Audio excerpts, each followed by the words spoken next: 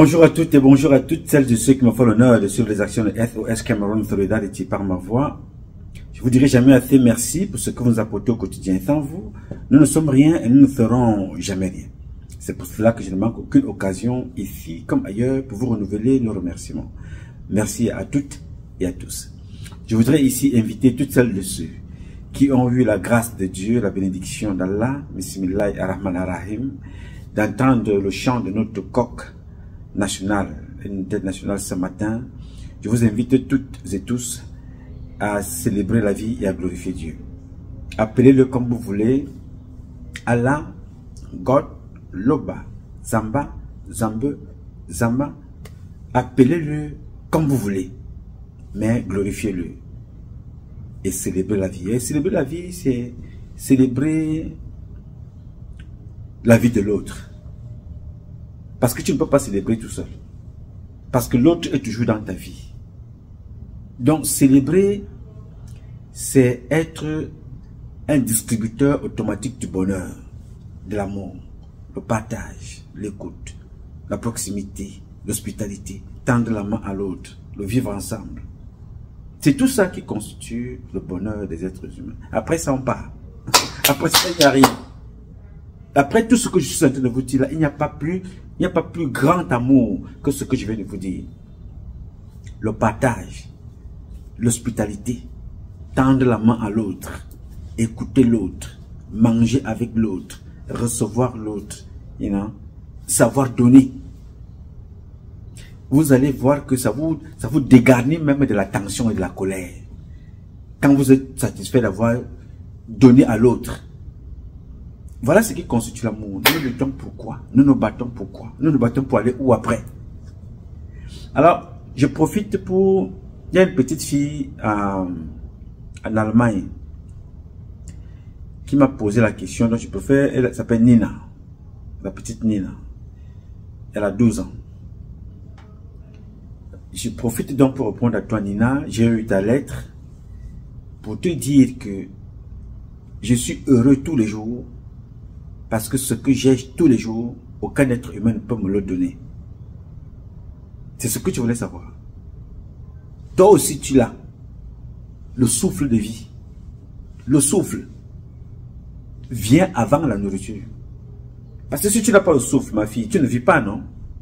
Voilà. Donc si tu n'as pas le souffle de vie, tu ne vis pas. De la première personne, avant même de dire bonjour à papa et à maman, quand tu sors de ta petite chambre, c'est d'abord glorifier Allah. Glorifier Dieu, glorifier Ntizama, Zambe, Zama, Tatabe. Que papa l'appelle à ta langue, celle que tu connais le mieux.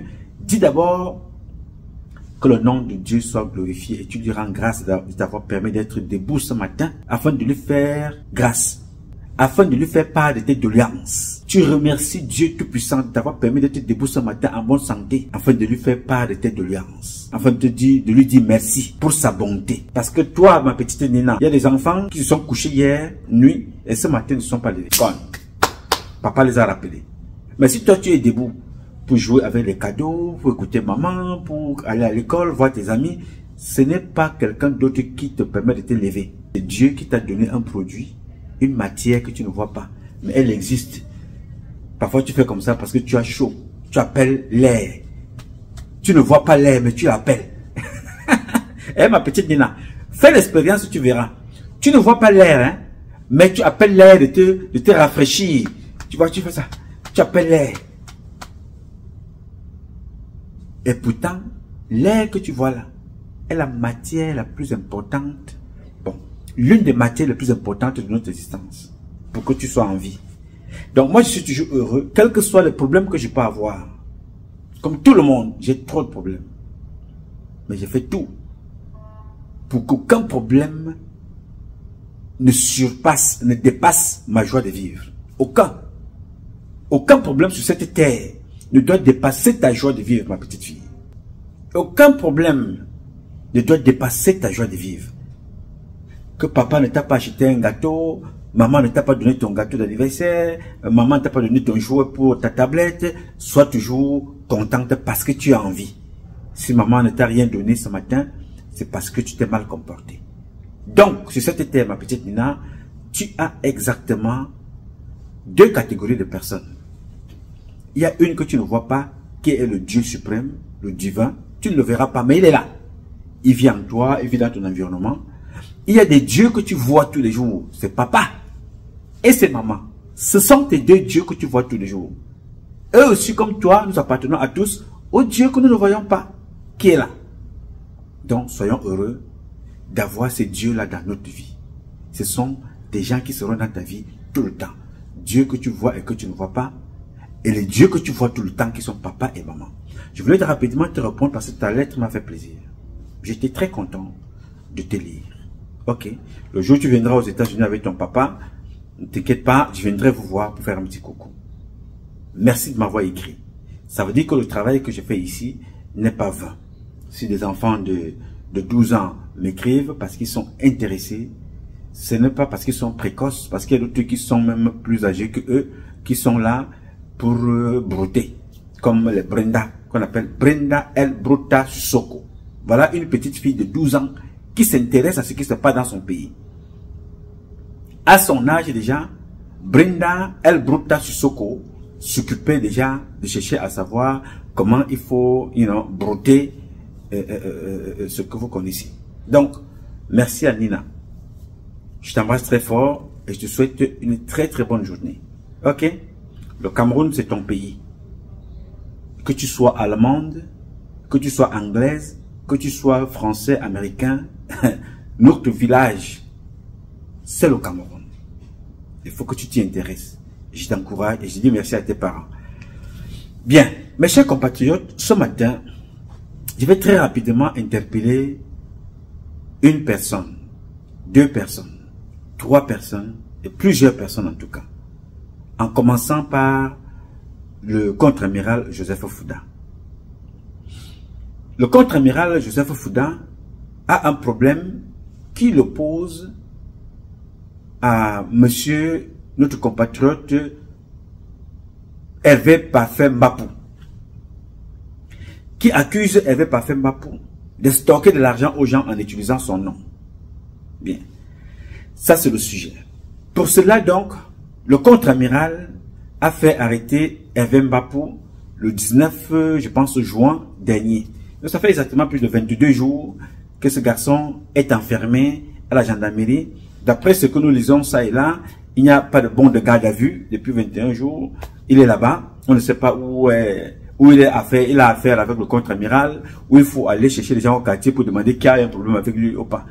Les gens ne se sont pas associés pour avoir un problème avec Mbapou Parfait à la gendarmerie. C'est le contre-amiral Joseph Fouda qui a dépêché les gendarmes pour aller arrêter ce garçon et l'amener à la gendarmerie. Très bien. Si ce garçon a fait quelque chose de mal, que la justice fasse son travail. Et rien que son travail. Pendant cette arrestation musclée, moi je ne savais pas que le Cameroun avait autant de matos pour aller arrêter des personnes, alors que de l'autre côté au Nozo, les gens ont des problèmes pour pouvoir travailler. Bref, on a arrêté ce garçon, mais pendant l'arrestation, il y a un gendarme à Touba qui a été sérieusement blessé, tiré. Ça concerne toujours ceux qui ont envoyé ces enfants-là en mission. Pour le moment, je ne sais pas si Touba a été déjà évacué ou s'il est toujours au Cameroun. Je m'adresse toujours au contre-amiral. La même promptitude que tu as eu pour envoyer les gens aller, ces gendarmes aller travailler, est aussi la même promptitude de faire soigner cet enfant. Deuxièmement, Parfait Mbapou Hervé a été arrêté. À tort ou à raison, il a été envoyé à la gendarmerie. Depuis le 19 juin, il y est. Les conditions de vie sont invivables.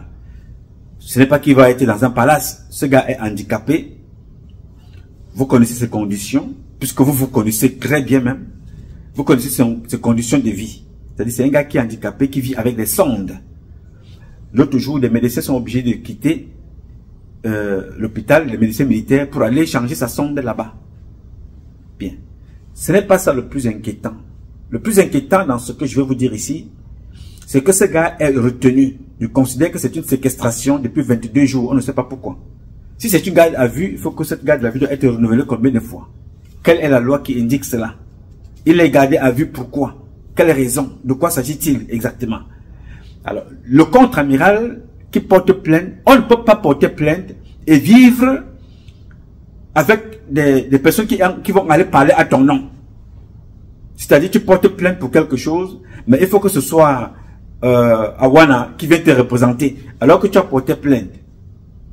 Awana n'est pas un avocat, tu dois te présenter pour aller défendre la cause. Pourquoi est-ce que tu as porté plainte? Et de trois, vous devez envoyer cette affaire au tribunal. Et que les juges, que chaque juge fasse son travail. Si Mbapou est fautif, envoyez-le en prison. Alors, le retenir à la gendarmerie ressemble à une séquestration. Je sais que dans notre pays, c'est ça. Chaque chef, normalement, considère que priver quelqu'un de liberté pour montrer que c'est moi le général, c'est moi le colonel, c'est devenu une légion. C'est normal pour vous. Mais je vous dis toujours, chaque fois que vous vous comportez ici, n'oubliez pas que vous avez des enfants. Je me rappelle un jour, il y a un ministre de la Défense qui a eu un rôle très très élevé dans notre pays. Il s'appelle Alem Bengor. Quand Olangena avait été arrêté, vous connaissez cette histoire. Quand Olangena avait été arrêté, amené à la police, Alem Bengor a envoyé des personnes aller filmer Olangena pour publier ses photos. Je ne veux pas aller plus loin. Je veux tout simplement te donner cet exemple-là. Que Olangena, quand il avait été arrêté, à tort ou à raison, il se fait arrêter. Un membre du gouvernement, je ne sais pas quel était le problème d'Alem Bengor avec Olangena, envoie des personnes aller le filmer et publier les photos. Aujourd'hui, le même Alem Bengor est en prison, au même titre qu'Alem Bengor. Mais là, lui, il est en prison avec sa femme. Il a risqué même d'être avec sa femme et ses enfants. J'attire donc ton attention. Ce qui vous oppose à Hervé Mbapou, mon général, contre-amiral Fouda, je connais cette affaire depuis 2019. Je connais cette affaire depuis 2018. Je connais cette affaire depuis 2017-2016. Je connais. Et j'ai tous les éléments. À charge et à décharge. Mais ici, c'est l'académie des apprenants parce que nous sommes tous des ignorants. Je mets des dossiers ici pour que chacun se fasse une idée.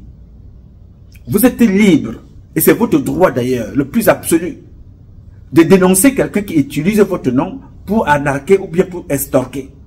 Vous avez le droit. Mais quand on peut se rendre compte un jour que votre comportement ressemble à un comportement d'un complice qui a envie de se détacher, quelque chose qui est déjà au vu de tout le monde, au vu aussi de tout le monde.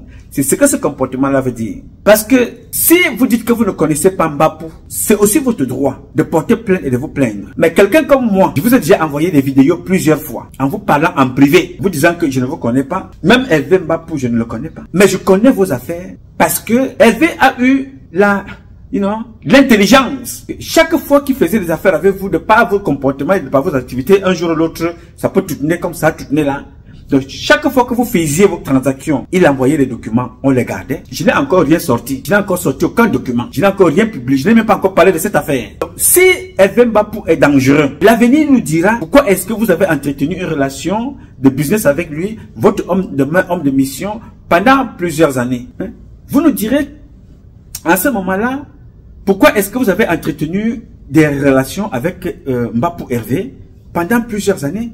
Si Mbapou n'est pas votre ami, n'est pas votre homme de mission, vous êtes libre de porter plainte et qu'il aille répondre devant la justice.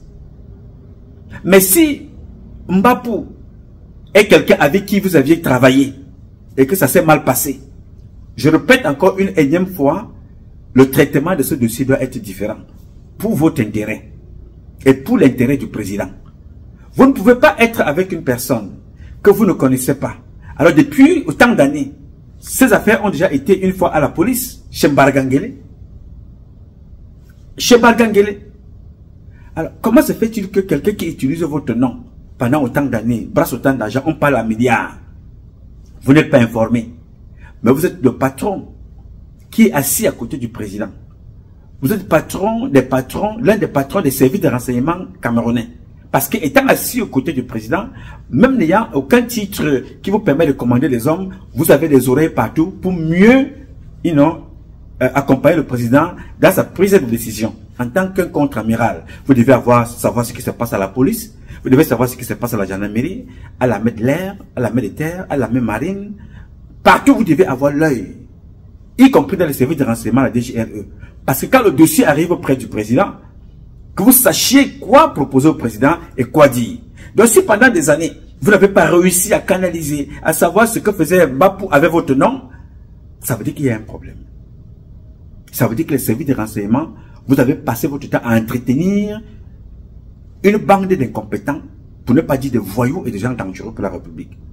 Mais si vous connaissiez et que vous avez traité avec Hervé Mbapou, comme dans tous les pays, les patrons traitent avec des personnes parfois qu'on peut accuser de mauvaise fréquentation, mais en réalité, ce sont des personnes qui apportent des informations aux autorités, on les appelle des honorables correspondants, parfois des indiques, parfois des informateurs. Alors, si vous avez travaillé avec lui pendant tout ce temps, et vous n'avez pas mis des bornes de sécurité qui permettent à lui de se protéger et rester dans son cadre d'honorables correspondants, d'informateurs ou d'indiques, et vous, de votre côté, de contre-amiral, et de services de renseignement de l'autre côté, tout en mettant des limites, si vous n'avez pas pu faire ça, c'est d'abord à vous-même. Vous devez vous en prendre à vous et au service de renseignement. On ne peut pas vous dire aujourd'hui qu'on ne connaît pas qui est Mbapou, alors que les vidéos de chez lui montrent les colonels assis en train de manger, les commandants, les capitaines, des lieutenants, des hommes politiques du parti au pouvoir comme de l'opposition, des hommes d'affaires fréquenter sa maison. Aujourd'hui, vous dites que personne ne le connaît. Il y a un problème. Ça veut dire que vous êtes capable de renier un jour que vous avez même été avec le président Paul Biya un jour. Parce que quand ça va tourner, vous êtes capable de dire non, vous n'avez jamais connu Paul Biya. Vous n'avez jamais connu Paul Biya. Et là, c'est ça qui m'embête un peu. Alors, arrêter Mbapou, ce n'est pas un problème. Mais il faut savoir respecter la loi. Il faut savoir respecter la loi dans ce pays parce que vous représentez la loi. Je rappelle encore pour une énième fois que le comportement du contre-amiral Joseph Fouda me rappelle à tout point le comportement d'Alem Bengoro quand notre frère, notre compatriote Olangena avait été arrêté. Alem Bengoro a envoyé des photographes, aller le filmer et publier la photo. La suite, vous la connaissez. Alem Bengoro l'a retrouvé en prison. C'est pour vous dire, aujourd'hui, vous êtes là, contre-amiral, conseiller aux côtés du président. Dans les 5 prochaines années, si vous n'êtes pas président, vous ne pouvez plus être aux côtés du président. Vos enfants seront à la portée de tout le monde. Et ce que vous avez fait aux gens, casser les carrières ou accompagner, vous serez récompensé ou alors sanctionné le moment venu. Je suis ici, pas pour faire justice, pour vous demander de respecter la justice, de respecter la loi. Si Mbapou a fait quelque chose, transférez le dossier, qu'il aille en justice, qu'il aille être condamné et qu'on l'envoie de l'autre côté. Mais s'il lui arrive quelque chose, comme je l'ai dit sur ma page de Facebook, vous en serez totalement responsable. En ce moment-là, nous rentrerons donc en scène pour expliquer aux Camerounais ce qui se passe exactement. Moi, je vous ai dit, je n'étais pas avec vous, ni avec Hervé Mbapou, ni avec le contre-amiral, mais je ne peux pas dire que je connais cette affaire de A à Z, mais je connais au moins de C à Z. En fait, du moins, jusqu'au 19 juin. Je connais, je suivais ça à la lettre. Alors, j'ai donc voulu attirer votre attention. Mbapou Hervé a des parents, a une femme. Aujourd'hui, on interdit à sa femme d'aller lui donner à manger. Ça veut dire que c'est une tentative de l'assassiner. Comment pouvez-vous dire à quelqu'un qu'on n'ait pas donné à manger à la personne qui est gardée abusivement, retenue à la gendarmerie depuis 21 jours? Sa femme ne doit plus, les gens ne doivent plus aller lui rendre visite. Comment vous pouvez faire des choses comme ça? Tout récemment, ce sont les colonels qui sont allés changer sa sonde. Parce que c'était un handicapé. Alors, s'il a fait un problème, envoyez-le en justice et que la justice juge. Si vous avez porté plainte, descendez, répondre, sortez du palais, répondre, vous soyez témoin. Et puis qu'on relève donc maintenant les dossiers, qu'on sache qui a fait quoi. Il y a les transferts qui sont allés jusqu'au Sénégal. Les Bankoro Chang et tout ce que ça comporte. Il y a les fiches que nous avons récupérées depuis des années de MoneyGram, de Western Union, de Express Union. L'argent qui a été donné, mais les vidéos sont là. Les voices sont là, les images sont là, les photos sont là. Comment est-ce que des aînés, des responsables font toujours tout pour se faire humilier? Quand vous vous comportez comme ça, ce n'est pas seulement un problème de Paul Biya. Quand vous vous comportez comme ça, ce n'est pas seulement un problème du compte amiral. C'est un problème du président de la République. Qui est à côté du président de la République? Qui travaille avec lui? Avec qui peut-il faire confiance? Il y a qui peut-il faire confiance? Il y a un véritable problème ici. Et je voudrais donc aussi interpeller le ministre de la Défense. Vous avez chacun, je sais que nous sommes aujourd'hui dans une république où on ne sert pas la République, on ne sert pas le peuple camerounais, on sert des clans, des réseaux. On protège son poste. Je voudrais dire au ministre de la Défense, monsieur le ministre, ça se passe dans votre maison. C'est vous le patron de la gendarmerie, de la police. Vous suivez ça, parce que ça concerne les militaires, haut gradés, ça concerne les subalternes, ça concerne les civils, ça vous concerne. Moi, je tenais ici, tout simplement, je tenais seulement à vous attirer votre attention. Vous êtes des membres du gouvernement. Prenez des mesures qui permettent aux Camerounaises et aux Camerounais de se reposer sur vous. Pour se dire demain que voilà, on peut se réfugier du côté du ministère de la Défense parce qu'il est capable de respecter la loi. Pour le moment, les Camerounais ont des problèmes. Faites de temps en temps les visites de vos gendarmeries, faites de temps en temps les visites de vos cellules, même militaires, vous trouverez qu'il y a des gens là-bas qui sont enfermés pour rien. Allez visiter, vous posez la question que sortez-moi le carnet, vous vérifiez qui est en prison, combien de personnes sont en prison, combien sont enregistrés sur les registres de garde à vue, même sur le registre de prisonniers, même au tribunal militaire, même dans la prison militaire. Donc, je voudrais attirer votre attention là-dessus, monsieur le ministre de la Défense, pour que chacun d'entre vous se dise que chaque fois que vous posez un acte, posez-le en tout état de cause, en pensant à votre foi, en pensant à votre profession de foi, en pensant à Dieu et en pensant à celui qui vous a nommé. Parce que si vous faites mal, c'est Paul Biya. Vous faites bien, c'est encore Biya. Mais le juge, c'est le peuple que vous voyez là. J'ai vu des gens être tués le 6 avril par règlement de compte. Ils n'avaient rien à voir avec le coup d'État. Parce qu'ils étaient orgueilleux au quartier.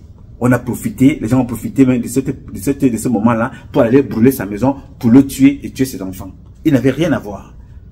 J'ai vu des gens à Douala, lors des émeutes de la faim, 2008 et 2009, des gens perdre leur vie parce qu'ils n'avaient rien à voir avec tout ça, mais ils ont été assassinés par des règlements de compte. Je vous le dis, vous mes chers parents, faites très très attention. La gestion de l'État, vous en avez fait une gestion personnelle, privée, n'est pas bonne pour notre image. En tant que fils de la République, en tant que citoyen, en tant qu'un gars bêtis, vraiment mes parents, vous avez fucked up. Essayez de revoir cette façon de faire. Vous avez beaucoup d'enfants, à vous mes parents. Mais dites-vous que vous n'allez pas demeurer président de la République. Paul Biya n'a pas prévu, il n'a pas vu la balle de shérif que sa fille vient de sortir. D'autres peuvent prendre ça comme étant quelque chose pour nous distraire, pour machin. C'est toujours ça, faites ce que vous voulez. Vous allez distraire, mais votre carnet, votre programme de distraction va un jour trouver la dernière page. Et il sera mis de côté, et c'est quelqu'un d'autre qui viendra. Rappelez-vous, vous avez des enfants. Vous avez des enfants. Et les gens vous observent. Les gens vous regardent. Les gens vous écoutent. Les gens vous lisent. Monsieur le ministre, faites votre part, rentrez dans l'histoire. Je voudrais également parler au ministre de la Justice. Le ministre de la Justice. Vous avez le devoir, pour mission aussi, d'aller regarder vos cellules, de voir des gens qui y sont. Monsieur le ministre Laurent Esson, la justice est devenue un foyer de business, un comptoir, une mafia. Il y a un procureur à Yaoundé et un boulot. N'Tcham. Celui-là, je ne sais pas si il atteint le niveau de Pablo Escobar, mais je ne sais pas à quoi je peux qualifier ce type, mais il est dangereux. Si vous entrez dans son bureau, vous avez l'impression que vous êtes dans une poubelle, où les bureaux ont les étiquettes pour voir le dossier qui a déjà donné l'argent. Les bureaux sont stockés là-bas. Il faut attendre.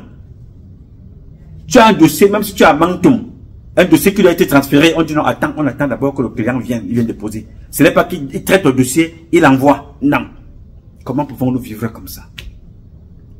Il y a un magistrat qui avait été chassé. Je le dénonçais régulièrement ici, je dénonçais. Manyanga Mabé, je pense que c'est son nom.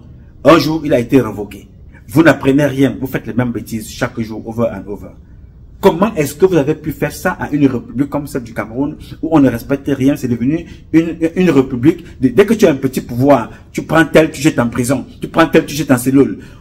On reproche tout aux étrangers, mais nous faisons pire que les étrangers. L'esclavage, la torture, la malhonnêteté, la manipulation, l'abus de pouvoir. Ce que vous reprochez en bas pour extorsion de fonds, vraiment à la gendarmerie avec les ndongo. Et tout le reste, c'est la brosse à dents. Le racket qu'il y a à la gendarmerie, on t'arrête à la gendarmerie que tu as donné, tu as pris un engagement, tu dois de l'argent à quelqu'un. Si c'est 150 000, mon frère, si tu n'as pas 400 ou 500 000 pour sortir, on va prendre les 150 000, on donne aux plaignants, et les 350 000, c'est Ndongo, et les autres qui vont se partager. Tu n'as pas ça, tu restes là-bas. Quelle est cette république? Et ce n'est pas seulement comme ça chez Ndongo. C'est comme ça dans presque tout Yaoundé, la police et la gendarmerie. Les militaires sont devenus aujourd'hui des gens qui arrêtent aussi les gens à la route.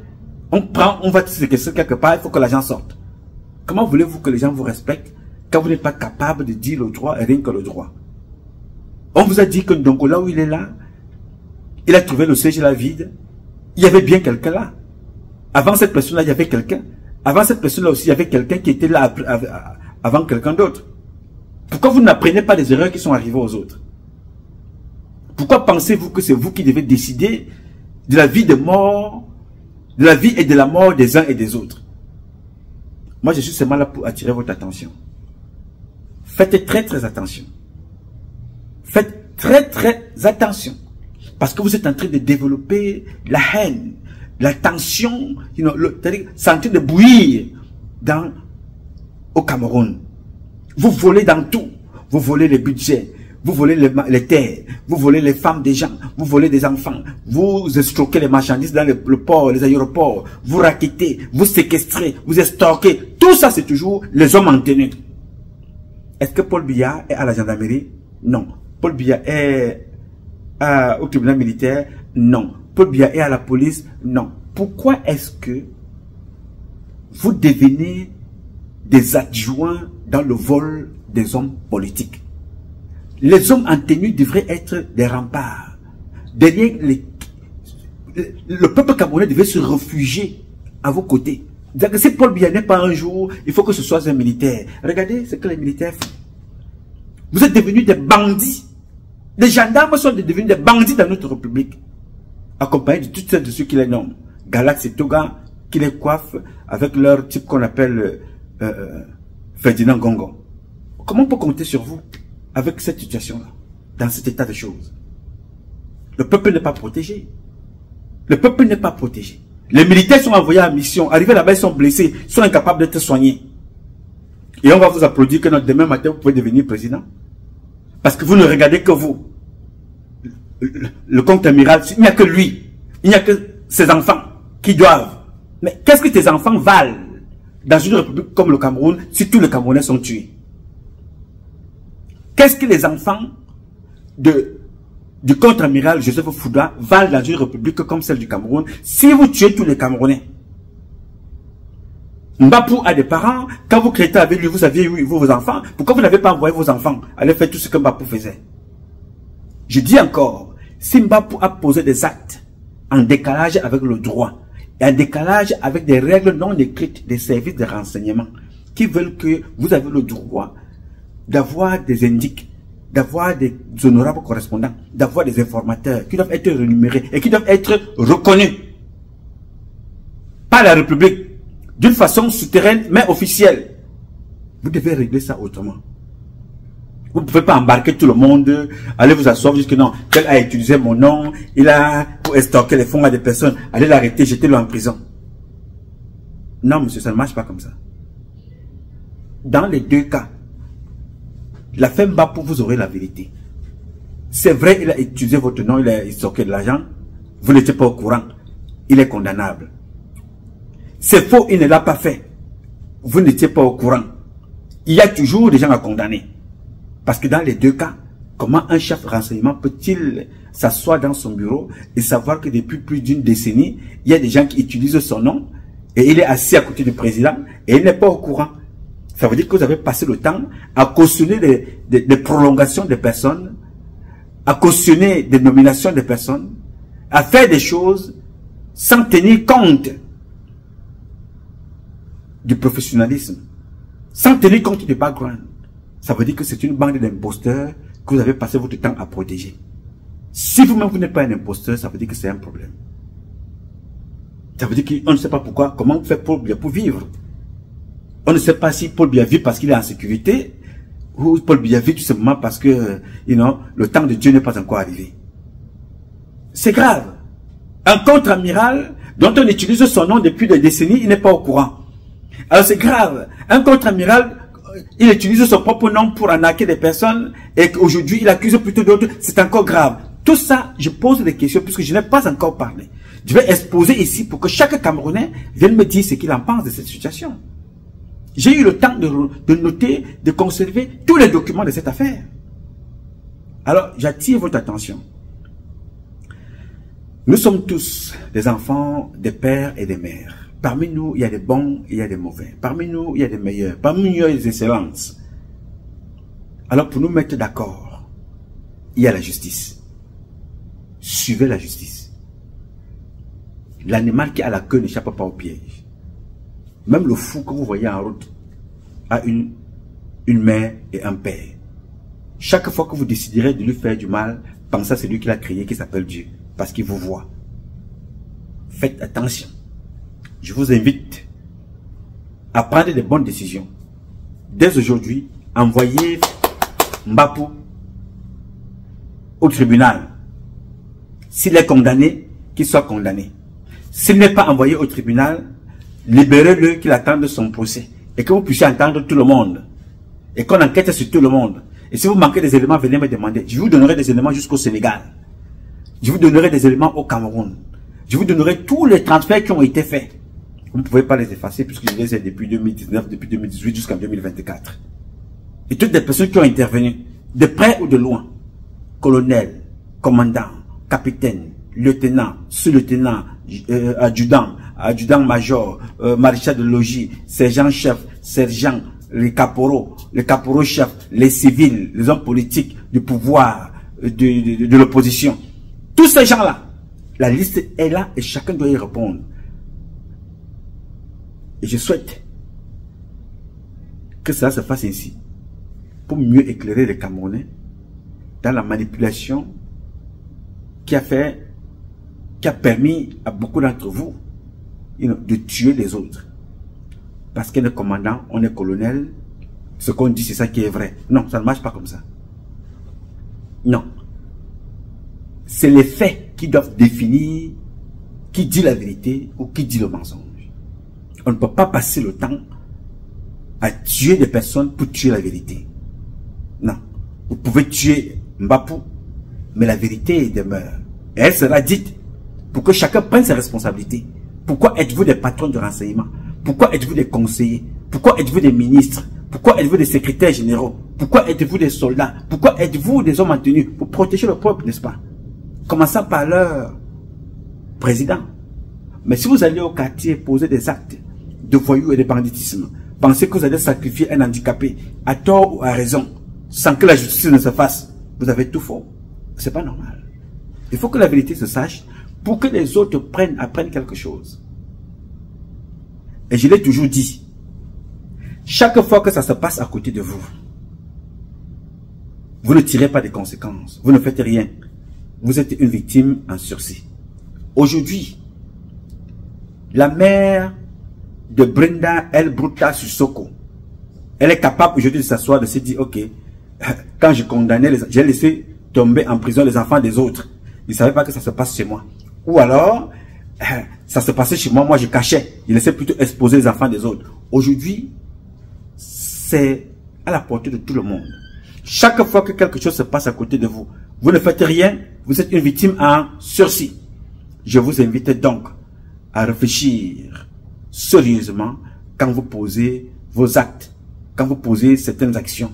Faites très très attention à vous-même et faites très très attention aux autres. Nous vivons dans un même pays, dans une même maison. On ne va pas être tous pareils, mais ceux qui sont appelés à nous commander, à nous diriger, doivent être des exemples. pour que les autres suivent. Pour éviter des abus, que justice soit faite. Celui qui a tort réponde devant la justice. Point final. J'ai dit. Mesdames, Messieurs, chers compatriotes, ce combat est un combat de tous et de chacun pour un intérêt commun. C'est avec la volonté des Camerounaises et des Camerounais que vous êtes et la bénédiction de Dieu que nous vaincrons. En attendant, le combat continue. Et ce combat continue parce qu'un Cameroun nouveau est possible. Chacun de vous dans son domaine respectif. J'y crois. C'est parce que je sais qu'un Cameroun nouveau est possible que je m'appuie sur vous, que je me confie à vous, que je me réfère à vous. Parce que le Cameroun nouveau ne peut être possible qu'avec votre concours, avec votre contribution, avec votre soutien, avec votre apport. Sinon, il n'y a pas de Cameroun nouveau. C'est vous qui faites le Cameroun. Et si vous ne faites rien, d'autres feront le Cameroun. Parce qu'on peut changer le peuple. Le Cameroun reste le Cameroun. On peut mettre un peuple afghan. Vous êtes en train d'être envahi par des Chinois. Au Cameroun, Fouda Joseph respecte plus des Chinois et des Libanais que des Camerounais. Oubliant qu'il va passer. Et le Cameroun va rester. Et beaucoup d'entre vous seront encore vivants. Martin Belenga Boutou est parti. Boutouli est mort devant lui, assassiné sur la route. Il était colonel aussi. Il y a des généraux qui meurent au Cameroun. Je ne souhaite rien au contre-amiral Fouda, mais je lui demande tout simplement de regarder à côté de lui. Il y a des espaces vides. Il y a des gens qui ne verra plus. Oui, monsieur. Il ne verra plus Belenga Boutou. Il ne verra plus Boutouli. Ils sont nombreux comme ça. Il ne verra plus le médecin du président Andela qu'il voyait régulièrement. Ceux qui meurent là ne meurent pas parce que, tout le monde peut passer. Alors, chaque fois que tu poses un acte, pose-le en connaissance de cause, en souvenir de quelque chose, en se projetant dans le futur, en se disant, ok, je pose cet acte ici. Aujourd'hui, il faut qu'il soit bénéfique à mon fils, à ma fille, à ma belle-fille, au peuple camerounais, au président de la République, à la nation, au Cameroun tout entier. Il faut toujours se référer comme ça. Chaque fois que vous poserez un acte en pensant seulement à vous, vous avez tout faux. Vous allez vous faire beaucoup de mal. Un animal qui a la queue n'échappe pas au piège. Faisons attention. Je compte donc sur vous pour un Cameroun nouveau. En tout lieu et en toutes circonstances, il faut que cela vous habite, quel que soit votre âge, comme je disais tantôt à ma petite fille Nina. Elle a 12 ans, elle s'intéresse au Cameroun. Alors, mes chers compatriotes, c'est ce que je tenais à partager avec vous aujourd'hui. Je m'appelle Nouma, Patrice Nouma. Je réponds au 001 551 666 1027. I love you, but God love you more. Thank you.